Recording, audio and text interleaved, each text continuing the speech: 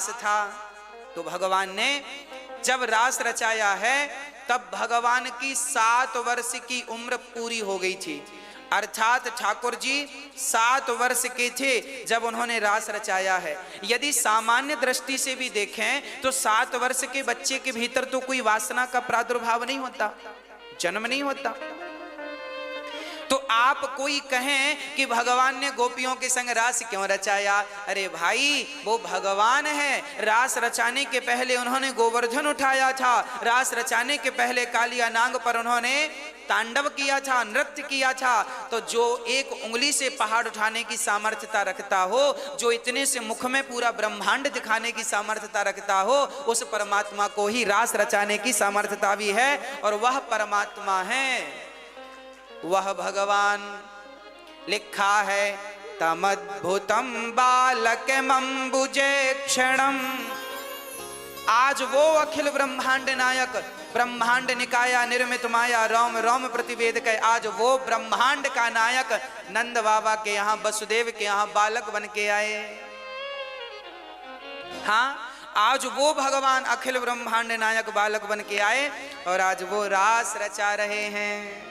तो रास काम पर विजय प्राप्त करने की लीला है। एक बार कामदेव को बड़ा घमंड था। अच्छा, सबसे ज्यादा अहंकारी कौन है? इंद्र अहंकारी नहीं है, वायु देवता अहंकारी नहीं है, पवन देवता सबसे ज्यादा अहंकारी है कामदेवता। कामदेव क्यों अहंकारी है? क्योंकि कामदेव ही ऐसे हैं जो सबको पराजित कर चुके हैं सिवा एक के। किनको पराजित किया? देखो किसको पराजित किया, सुनो। कामदेव ने शंकर जी को पराजित कर दिया है। शंकर जी को, हाँ, एक बार तो गुस्सा आ ही गई थी शंकर जी को कामदेव के चक्कर में, तब तीसरी आंख खोल दी थी। एक बार और शंकर जी को कामदेव ने परेशान किया। एक बार भगवान शंकर ने नारायण से कहा, हे प्रभु, हमने आपके सारे रूप देखे हैं, जरा मोहिनी अवतार दिखाओ। शंकर जी ने कहा नहीं। भगवान ने कहा, सुनो भोलेनाथ, सब अवतार देख लिए हो ना, नरसिंह देख लिया ना, वामन देख लिया, मोहिनी मत दिखाओ, मोहिनी मत देखो। शंकर जी मचल गए, ना प्रभु हम मोहिनी अवतार देखेंगे। भगवान बोले तो देखो। अब भगवान इतने सुंदर बने, इतने सुंदर बने, इतना सुंदर स्वरूप ठाकुर जी का कि शंकर जी देख करके भगवान मोहिनी के पीछे दौड़ पड़े, हम तुम्हें पाएंगे, हम तुम्हें पाएंगे। और पीछे पड़े तो भगवान नारायण भागे, और जब भागे तो कहा जाता है शंकर जी का तेज निकल गया। तब वो जमीन पर गिरता तो प्रलय हो जाती। तब मोहिनी भगवान ने उसे अपने हाथों में थाम लिया और उसी तेज को अंजनी के गर्भ में स्थापित किया, और वही तेज से पवन पुत्र केसरी नंदन और शंकर सुवन हनुमान जी का प्राकट्य हुआ। इसलिए हनुमान जी कितने सारे पिताओं का वर्णन है, कैसे कैसे वो सब समझाता हूं। शंकर जी के तेज से प्रकट होने से शंकर सुवन, हाँ, अंजनी केसरी की पत्नी थी तो केसरी नंदन। और जो तेज अंजनी माने, ये हनुमत रहस्य में ये सारा वर्णन, हनुमत रहस्य एक ग्रंथ है, उसमें ये उपाख्यान है हनुमान जी के प्राकट्य की चर्चा। तो हनुमान जी जो हैं, जब अंजनी माँ को बचपन में किसी ने कह दिया था कि तू कुंवारी में ही तेरा बच्चा हो जाएगा, अंजनी माँ को किसी ने कहा था कि तू कुंवारे में ही तेरे बच्चा होगा, तो अंजनी माँ ने अपने आप को एक गुफा में बंद कर लिया था, आज से मैं किसी पुरुष का चेहरा ही नहीं देखूंगी। तो एक गुफा में ये पैक थी। अब शंकर जी का तेज विष्णु जी के हाथों में, भगवान नारायण के हाथों में था। दोनों आए शंकर जी और भगवान नारायण, उस तेज का क्या करें? बोले अंजनी के द्वारा इसे गर्भ में स्थापित किया जाए। पर अंजनी तो पराए, अब संत गए और अंजनी से कहा, देवी प्यास लगी है, पानी पिलाओ। अंजनी ने कहा, हम बाहर से पानी हाथ आगे करके दे देंगी, हम पर पुरुष को देखेंगी नहीं। तो गुरुजनों ने कहा, अंजनी ये बताओ तुमने गुरु मंत्र लिया है क्या? बोले नहीं लिया। फिर हमसे गुरु मंत्र लो। तो कान आगे किया, बोले जिनने गुरु मंत्र नहीं लिया हम उनके हाथ का पानी नहीं पीते। भगवान बोले तो जब वो कान आगे किया ना तो भगवान है कान के माध्यम से। कान के माध्यम से कैसे? बोले वायु देवता जो है ना, वायु अपने भीतर उस तेज को रखकर अंजनी माँ के कानों के द्वारा उनके गर्भ में पहुंचाते हैं। तो वायु देवता ने, पवन देवता ने उस गर्भ को, उस तेज को गर्भ तक पहुंचाने में मदद की, इसलिए पवन पुत्र कहा जाता है। शंकर सुवन पवन पुत्र केसरी नंदन, शंकर सुमन केसरी नंदन, हाँ, पवन पुत्र का भी उल्लेख मिलता है। तो हनुमान जी के इस प्रकार की चर्चा है। तो वह भगवान शंकर भी काम से पराजित हो गए, हुए नहीं, क्रोध तो दिला ही दिया कामदेव ने, पर कहने में तो यही आएगा ना कि अब कामदेव से पराजित हो गए। चलिए, ब्रह्मा जी भी पराजित हो गए, इंद्र जैसों की तो गिनती ही नहीं है। कामदेव ने सबको नचाया है। एक बार नारद जी की भी बुद्धि बिगड़ गई। नारद जी जैसे महान भक्त, आपने कह दिया कि हमने तो काम को जीत लिया, क्रोध को जीत लिया। भगवान ने कहा सुनो नारद जी, शंकर जी ने कहा काम को जीत लिया, ये बात किसी से कहना मत। नारद जी बोले लगता शंकर जी हमारी बड़ाई सुनना नहीं चाहते। तो जाकर भगवान नारायण से कह दिया कि हमने तो सबको जीत लिया है प्रभु आपकी कृपा से। तो भगवान ने ऐसी माया रची कि एक विश्व मोहिनी तैयार, नया नगर माया से तैयार हुआ। और नारद जी उस नारी के चक्कर में, हे प्रभु आपन रूप देहु प्रभु मोही, नारायण से गए प्रभु नारद जी आप अपना रूप हमें दे दो। कौन सा? बोले जो अच्छा हो दे दो, जिसमें मेरा हित हो, जेहि विधि हो ये नाथ हित मोरा, जल्दी से मेरा हित करो। भगवान ने बंदर बना दिया, इसी में तुम्हारी भलाई है।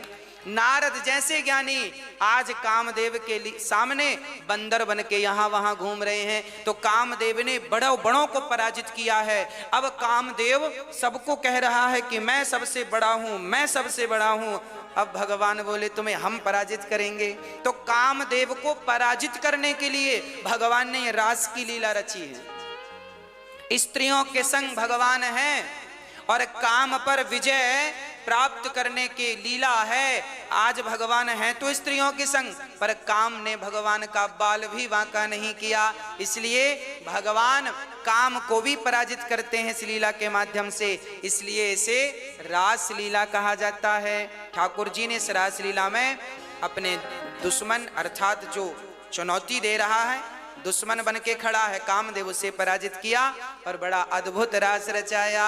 राधा नाचे। पहले ही आपसे कह चुके हैं कि भगवान अपनी गोपियों की, ये गोपियां परम भक्त हैं। ये वो गोपियां हैं जो कृष्ण के अतिरिक्त, अभी मैंने कहा ना कि ये वही गोपियां हैं जो भगवान के लिए अपना दूध पीता बच्चा भी छोड़ के आ गई हैं, जो अपने बच्चे से ज्यादा महत्व कृष्ण को देती हैं। वो गोपियां कैसी होंगी आप कल्पना करके देख लीजिएगा। आप और हमारे लिए केवल एग्जाम्पल, उदाहरण के रूप में श्री सुखदेव भगवान ने ये बात कह दी कि इतना प्रेम था गोपियों का कि दूध पीता हुआ बच्चा गोपियों ने छोड़ दिया था कृष्ण के लिए। बस इससे ज्यादा आप क्या कहें। जो गोपियां नहीं आ सकी, उनके पतियों ने दरवाजा बंद कर दिया, मत जाना। उन गोपियों के प्राण निकल करके, बंधन शरीर का हो सकता है, आत्मा का नहीं, उनकी अंतरात्मा निकलकर भगवान के श्री चरणों में पहले समा गई। ऐसी गोपियों के मध्य ठाकुर जी ने रास विहार किया। भक्त और भगवान के मिलन का नाम रास है। जीवात्मा और परमात्मा के मिलन का नाम रास है। सभी प्रकार के रसों के समूह का नाम रास है। जहां सब प्रकार के रस हों उसे रास कहते हैं। ठाकुर जी तो रसो वैसा, ठाकुर जी तो स्वयं रस हैं, संपूर्ण रस हैं, दिव्य रस भगवान है, इसलिए उनका नाम आनंद घन है। हाँ, भगवान ने अद्भुत रास रचाकर अपनी गोपियों को आनंदित किया। हमारे इसके बाद भगवान श्री कृष्ण ने सुदर्शन और शंखचूड़ नाम के दैत्य का उद्धार किया है। सुदर्शन नाम का दैत्य अजगर बनकर नंद बाबा को निगल गया। तब भगवान ने उस पर कृपा की, भगवान के चरण स्पर्श होते ही उसकी सदगति हो गई। देखिए, अब आप यदि किसी को रत्ती भर भी भगवान पर कोई संदेह है तो उन्हें इन प्रसंगों को ध्यान से सुनना चाहिए। भगवान ने एक अजगर नाम के दैत्य को केवल टच किया अपने पांव से और उसकी मुक्ति हो गई, उद्धार हो गया। भगवान ही कर सकते हैं ना, और कौन कर सकता है? भाई मैं तो मुक्ति दे नहीं सकता, आप तो मुक्ति दे नहीं सकते, कोई महापुरुष भी मुक्ति नहीं दे सकता, पर भगवान की सामर्थ्यता है कि वो स्पर्श मात्र से जीव मात्र का राजा नृग को स्पर्श किया, गिरगिट बने थे, दिव्य पुरुष बन गए, केवल स्पर्श किया। भगवान के स्पर्श में इतनी शक्ति है, इसलिए कहा करता हूं कि आप ठाकुर जी को रोज स्पर्श किया करो। स्पर्श मतलब छूना नहीं है, स्पर्श। आप बिहारी जी के दर्शन जाएंगे ना तो उनका दर्शन करेंगे ना तो आपकी आंखों ने देख लिया, मतलब ठाकुर जी का स्पर्श हो गया। दृष्टि का स्पर्श यही है, उनकी भावपूर्ण आप बिहारी जी को मन में बिठा लिया, अपने भाव से स्पर्श कर लिया, यही उनका स्पर्श है। आज भगवान ने शंखचूड़ नाम के दैत्य का उद्धार किया, जो गोपियों को चुरा कर भाग गया था, भगवान ने आज उसका भी उद्धार किया। भगवान बड़े सुंदर हैं, युगल गीत में गोपियां इस सुंदरता का निरूपण करती हैं। भगवान कितने सुंदर हैं? अच्छा आप बताओ, भगवान कितने सुंदर हैं? किससे आप किसकी आप उपमा देंगे? कितने सुंदर हैं भगवान? कितने?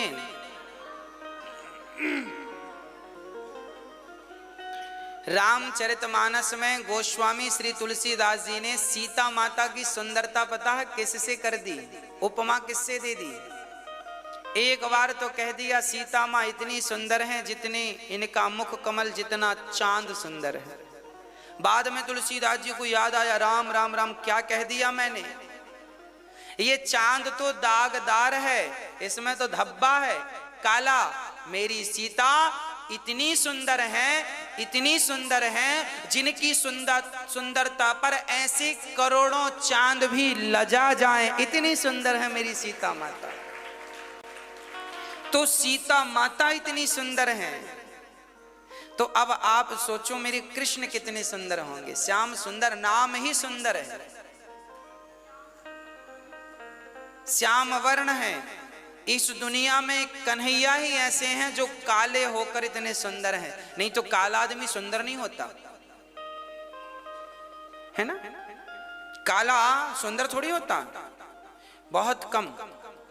भगवान ही ऐसे हैं काले। जगन्नाथ जी को देखो बिल्कुल काले, द्वारिका बिहारी जी कौन से गोरे हैं, काले हैं तो इतने सुंदर हैं। हाँ, जो गोरे होते तो क्या करते मनमोहन, जब श्याम रंग पर ही दुनिया मर जाती है। ऐ श्याम तेरी बंसी पागल कर जाती है। अब भगवान अरिष्टासुर का उद्धार करते हैं। बैल बनकर आया जिसे भगवान ने दिव्य गति दी।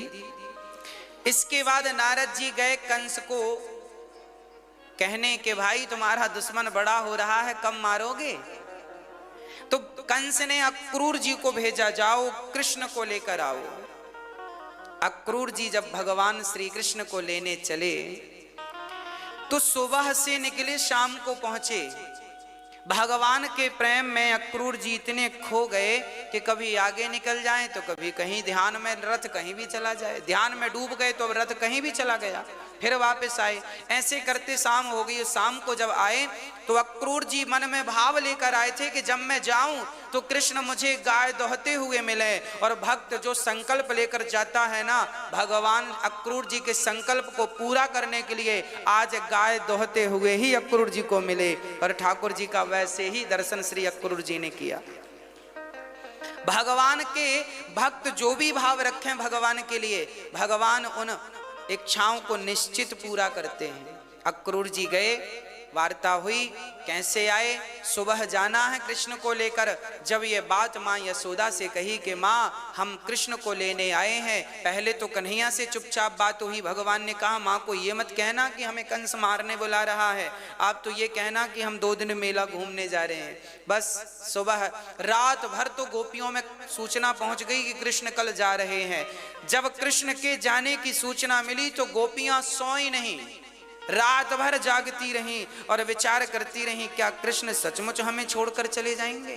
क्या कृष्ण सचमुच हमें छोड़कर चले जाएंगे?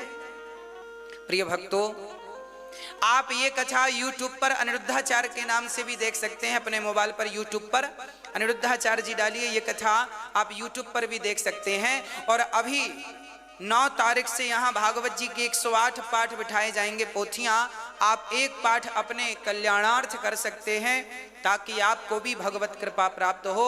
आप भी भागवत सुनाकर अपने आप को और अपने पूर्वजों को कृतार्थ करें। इसके लिए एक भागवत जी का पाठ आप करा सकते हैं। प्रिय भक्तों, भगवान श्री कृष्ण सुबह हुई, रथ पर बैठे जाने लगे। माँ ने रोका है। भगवान ने कहा माँ मेला देखने में 2 दिन बाद आ जाऊंगा, जाने दो। जाने लगे तो गोपियां रथ के सामने लेट गईं। हे विधाता, तू कितना निर्दयी है, तेरे अंदर दया नहीं है। गोपियां शिकायत करने लगी, विधाता बड़े निर्दयी हो तुम, दया नहीं है। मेरे प्राण धन को, मेरे प्राण प्यारे को लेकर जा रहे हो।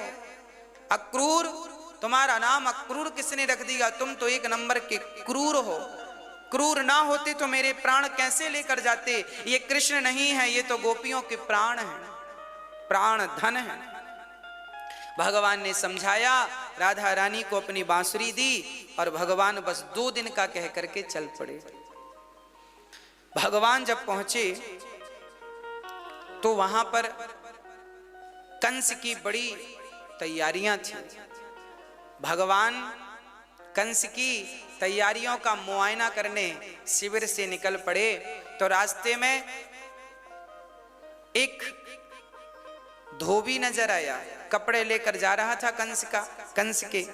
तो भगवान जब मथुरा पहुंचे ना तो वहां मथुरा की गोपियों ने बड़ा स्वागत किया भगवान का, दूध दही से नहला दिया। कपड़े खराब हो गए, अब धोबी भाई आ गए तो भैया भगवान ने मांगा, भैया जरा कपड़े पहना दो। धोबी ने कह दिया तुमने बाप की राज में ऐसे कपड़े देखे हैं? भगवान ने कहा हमने कपड़े मांगे, तुम बाप तक चले गए। 1 थप्पड़ जमाया जोर का, इतना जोर का थप्पड़ था कि साहब निपट ही गए। हाँ, अब भगवान ने, ये कौन थे? ये वही थे जिनके कहने से माता सीता को जाना पड़ा। भगवान ने कहा तुम्हें भी हम ठीक जगह पहुंचाते हैं। भगवान तो दयालु हैं, देखो भगवान तो गाली देने वाले को भी तारते हैं। गति कर दी ठाकुर जी ने। उसके बाद दर्जी पर कृपा करी। दर्जी ने कहा प्रभु इतने बढ़िया कपड़ा पहने हो आप, लाओ ठीक कर दें। भगवान ने ठीक दर्जी ने कपड़े किए। भगवान ने कहा दक्षिणा क्या चाहिए? दर्जी साहब ने कहा आपने उसको क्या दिया है? हमने अपनी आंखों से देखा है, हमें तो आशीर्वाद दो। भगवान बोले बढ़िया, तुम्हारी दुकान बढ़िया चलेगी, यही आशीर्वाद है। आगे चले, सुदामा नाम के माली ने ठाकुर जी को माला पहनाया और चंदन लेकर जा रही थी कुब्जा। 3 जगह से टेढ़ी थी, है ना, कुबड़ निकली थी, टेढ़ी थी। देखो कांटे को कांटा ही तो निकालता है, टेढ़े को कौन ठीक करेगा? अरे वो टेढ़ी है तो ये कौन से सीधे हैं? ये भी तो टेढ़े हैं। बांका इनका नाम है, बांके बिहारी। बांके मतलब टेढ़े।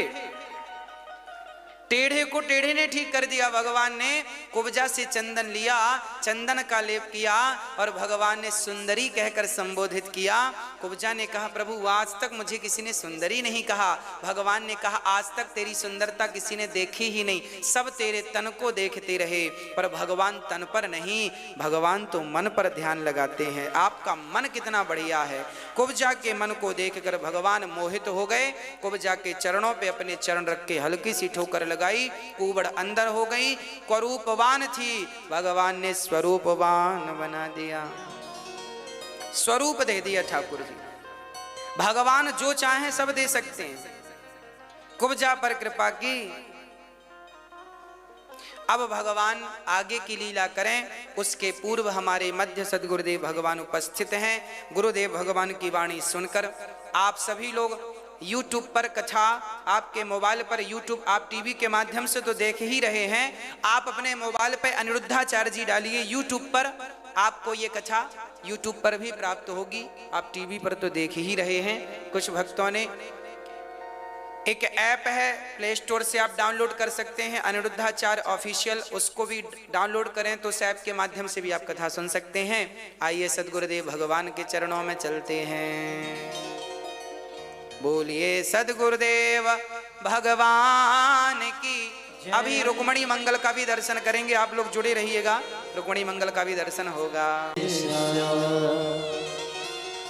गुरुदेव भगवान के चरणों में दास का नमन। अद्भुत उद्बोधन गुरुदेव भगवान का, दिव्य चर्चा। अब भगवान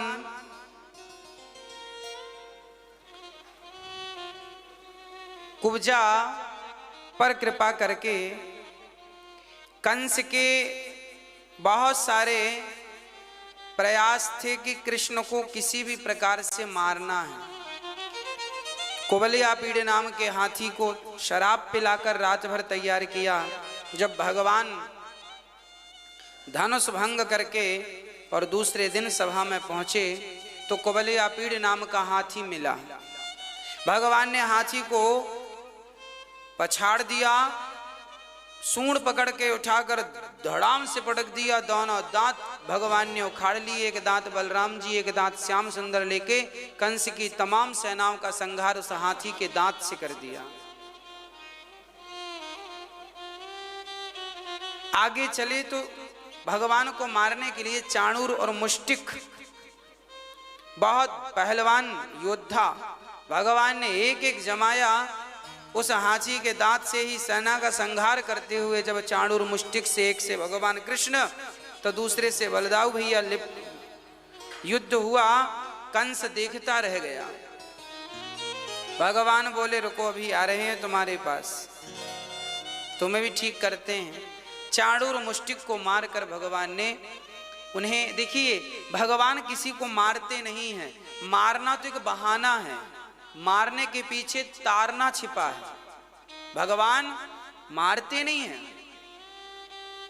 अच्छा बताओ, माँ अपने बच्चे को एक थप्पड़ मारती है गाल में, तो क्या माँ का उद्देश्य मारना था? जो गलती की है उस गलती को वो दोबारा ना दोहराए, इसलिए माँ ने उसे केवल चेताया है ना, वो गलती ना करे। माँ भला चाहती है इसलिए मारती है। माँ उस बेटे की गलतियां दोबारा देखना नहीं चाहती इसलिए मारती है, डांटती है। अरे जैसे माँ के मारने में भी माँ का प्यार होता है, उसी प्रकार भगवान तो यूं मारते हैं तो उनका प्यार है। और भगवान ने दुष्टों का दमन करते हुए इनका कल्याण इसी में था। भगवान ने कंस की सभा में प्रवेश करके कंस के बाल पकड़ के घुमाकर जो पटका, कंस चिल्लाने लगा प्रभु छोड़ दो, कन्हैया छोड़ दो। भगवान बोले मामा जी तुमने बड़ा अत्याचार किया है मेरी प्रजा पर, मेरी माँ पर, इन गायों पर, ब्राह्मणों पर, संतों पर बड़ा अत्याचार किया है, हवन पूजन तक बंद कर दिया, तुमने अपने आप को भगवान मान बैठे हो। अब भगवान ने कहा अब क्षमा नहीं, तुमने अपने पिता पर अत्याचार किया है, और जो अपने माँ बाप पर अत्याचार करता है भगवान को गालियां दोगे सहन कर लेंगे भगवान, पर अपने माँ बाप को गालियां दोगे भगवान सहन नहीं करेंगे। ये वही कंस है जो अपने पिता को जेल में बंद कर दिया था। पिता का शासन छीन कर जेल में बंद कर दिया, पिता को बासी रोटियां देता है, बड़ा अत्याचार करता। भगवान ने उठाकर जो पटका और स्वयं भगवान कंस के ऊपर कूद पड़े। कंस का गोविंदाय नमो नमः। कंस की पत्नियां रोने लगी, कंस के भाई आए, भगवान ने उन्हें मारा। अस्थि प्राप्ति पत्नियां थीं, जरासंध की बेटियां थीं, भगवान ने समझाया, जेल से इनके पिता को मुक्त करके इनको राजा। देखिए भगवान कंस को कोई सत्ता की लालच से नहीं मारे, भगवान ने कंस के पिता उग्रसेन को राजा बना दिया और देवकी वसुदेव को जेल से मुक्त करके आज मां ने हृदय से लगाकर दुग्ध पान कराया है। आज नंद बाबा ने, अब वसुदेव जी ने नंद बाबा से कहा कि ये कृष्ण आपका नहीं मेरा बेटा है। अब नंद बाबा रोते रोते गए। यशोदा इंतजार कर रही थी, 2 दिन का कह के गया है, आज तो काफी दिन हो गए, आए नहीं। माँ की नींद उड़ गई, बस दिन रात माँ कृष्ण का इंतजार, गोपियां इंतजार कर रही थी। नंद बाबा रात्रि को रथ ले जाते हैं, दिन को जाएंगे तो सब प्रश्न करेंगे कृष्ण कहाँ, रात को जाते हैं। यशोदा जाग रही थी, मेरा कृष्ण कहाँ है, मेरा कन्हैया कहाँ है। वसुदेव नंद बाबा ने हाथ पकड़ लिया। यशोदा, एक बगीचा था, उस बगीचे में बहुत सारे पुष्प खिले थे। एक दिन बगीचे के मालिक ने कहा माली से, माली पुष्प दो। तो तुम बताओ यशोदा, उस माली को क्या करना चाहिए? मालिक की आज्ञा का पालन करना चाहिए, बगीचे के सारे पुष्प तोड़कर देना चाहिए या नहीं? क्योंकि पुष्प जो थे उसका मालिक तो मालिक था, पर पुष्प खिलाने में प्रयास तो मालिक का था ना। इस माली ने ही तो समस्त पुष्पों की रक्षा की है, सेवा की है, पानी डाला, खाद डाला, समय से उनको देखा, तो आज खिल गए तो मालिक ने मांग लिया। तुम बताओ क्या करना चाहिए?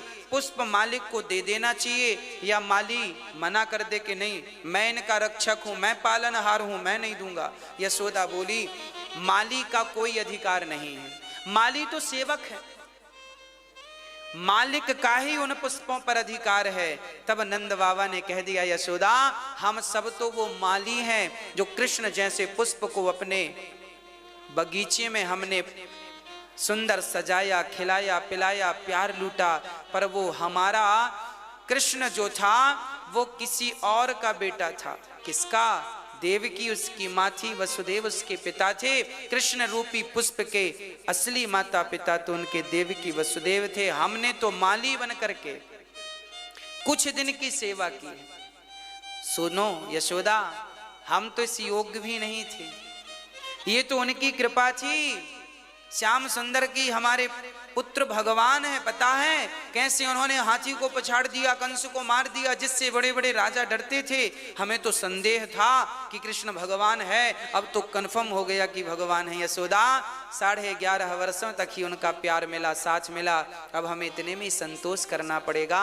अब सोचो उन माता पिता के बारे में जिनके वो थे और वो उनसे दूर थे, उन माँ बाप को भी थोड़ा सा प्यार चाहिए उस कृष्ण का। यशोदा तुम रोना मत।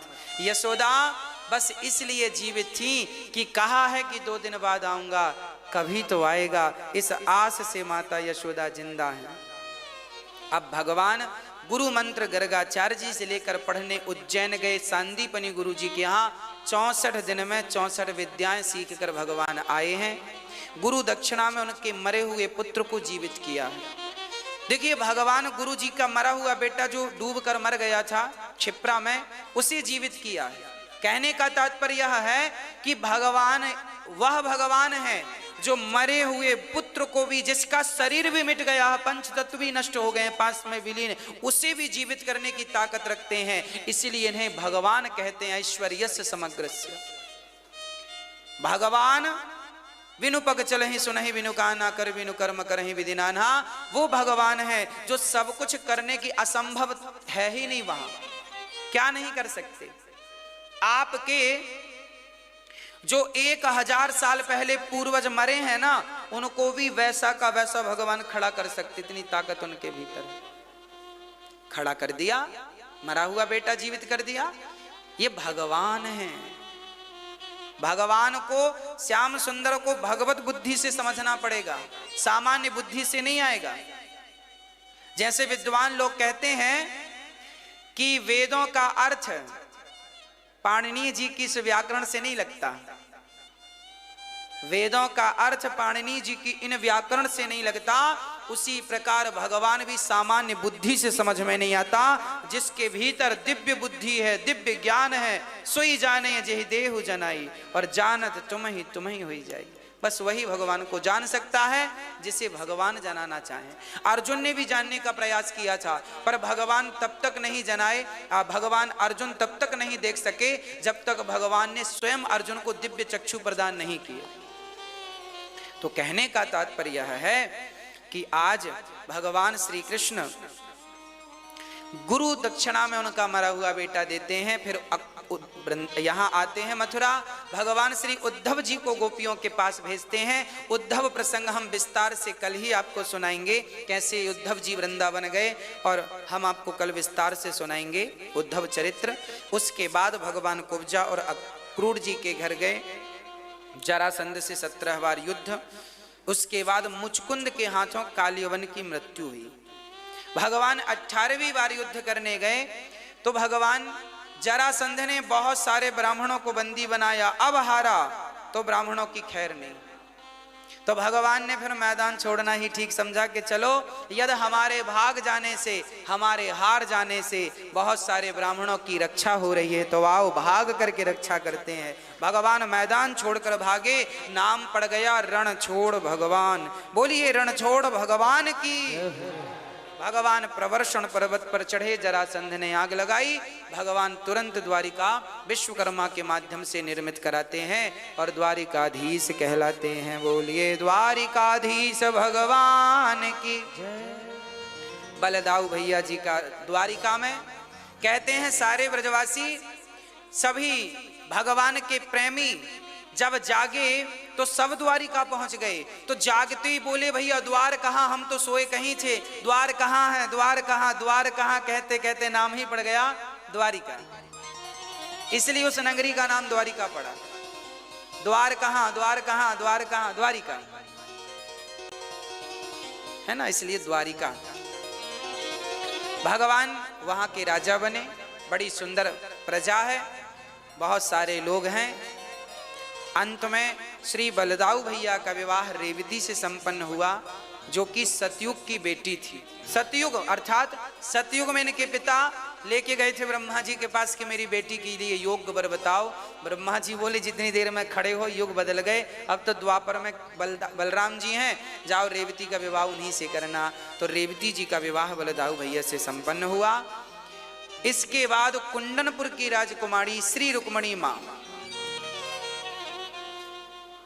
इनके पिता बहुत अच्छे थे, पर रुक्मणी जी के जो भाई थे रुक्मी इत्यादि, ये बड़े अच्छे नहीं थे।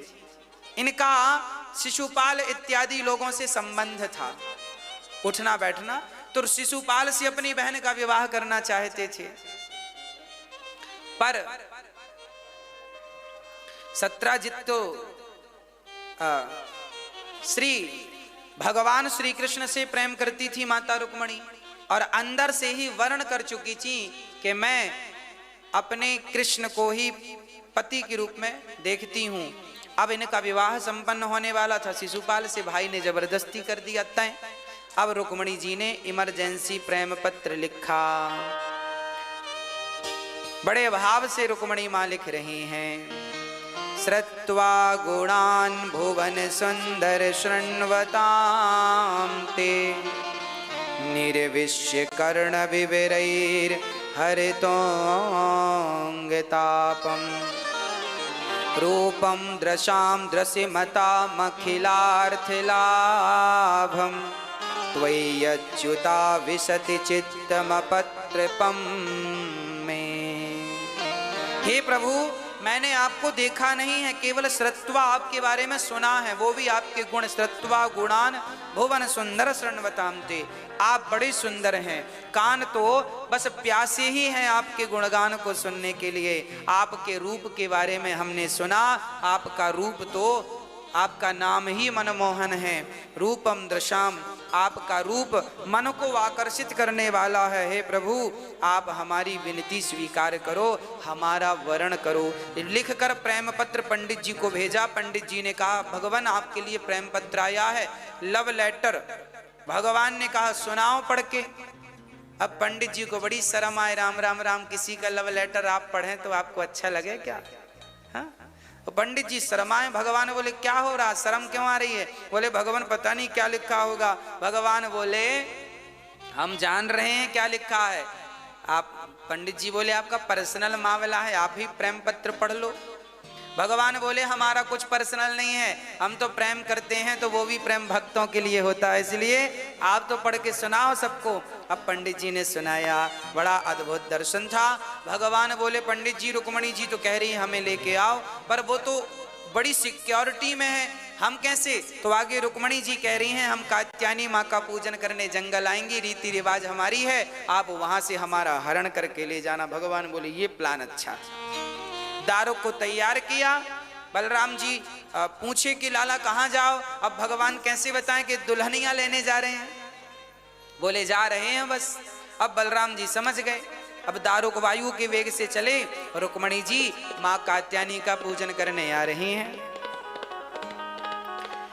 अब बड़े भाव से पूजा करते हुए माँ कह रही हैं, मन जाहि राज्यों मिलहि सोवर सहज सुंदर सावरो, करुणा निधान सुजान शील स्नेह जानत रावरो, यही भाति घोर असीस सुन सिया सहित हिया हर्षित लली तुलसी भवानी मोद मुनि मुनि मोदित मन।